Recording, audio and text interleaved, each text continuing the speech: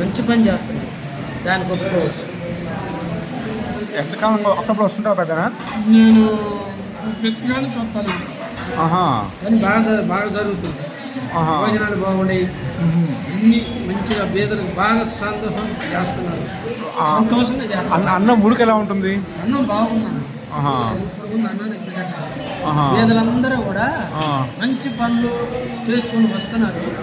పేదవాళ్ళకి సహకారం మంచిగా చేస్తున్నారు. దానికి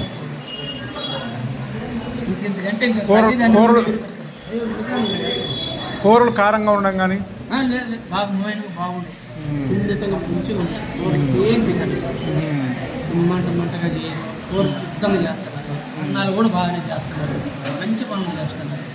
ఇంతకంటే నీ తల్లిదండ్రులు కూడా ఊరు మంచిగా చూస్తారు, మనకి మంచి పనులు చేస్తున్నారు. కానీ మంచి పని చేసి ముఖ్యమంత్రి కూడా మంచి పని చేస్తున్నారు. ఇంకెందుకంటే ఇంకేం కావాలని ఇక్కడ గెలిచిన ఆయన కూడా మంచి మంచి మాట మందర బాగుంది. ఇంకో నాశనం కూడా మంచి వ్యక్తి, మంచి మనిషి. మనకు కావాల్సింది ఏంటి?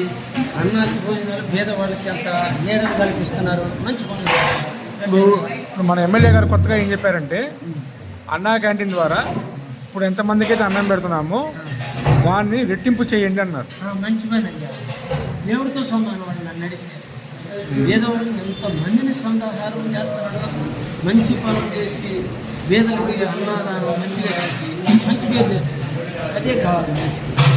ఏమైనా పొలం లేని వాళ్ళు కూడా అక్కడ నాకైతే ఏం లేదు, గరీబ్ వాడిని. నా ఇంటికి నల్ల పళ్ళ పడలేదనే నేను ఏడుకుంటున్నాను. అది ఒక్కటే మాకు వెంకటేశ్వర పాలన చేయలేదు. కాడ శివరెల్లి అయిపోతుంది, మళ్ళీ ఏమో పైన అయిపోయి నేను కింద ఉంటాను. దానివల్ల ఒక్కటి ఇబ్బంది. నాకేం పొలం చెట్టు చేసుకోవడం తిన్నట్టు లేకపోతే ఫస్ట్ నుంచి కూడా ఏడుకొచ్చి తింటున్నాను. ఏదో నాయన చంద్రబాబు నాయుడు పిల్లలు మంచిగానే జరుగుతున్నాయి, ఏ పిక్కర్ లేకుండా. ఇట్లా అన్న క్యాంటీన్ అంటే ఏంటంటే ఆయన మహాదేవుడితో సమానం. అది కావాలి. పెట్టేటోళ్ళు కూడా మంచోళ్ళే.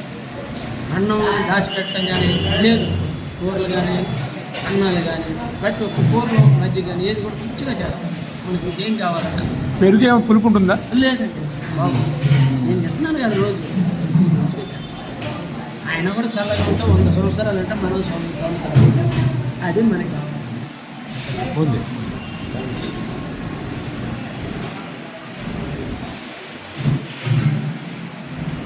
మంచి మనిషిని ఎప్పుడు కూడా ప్రేమగా గుండెల్లో పెట్టుకోవాలి. అది కానీ పార్టీ ఫీలింగ్ అది ఉండకూడదు.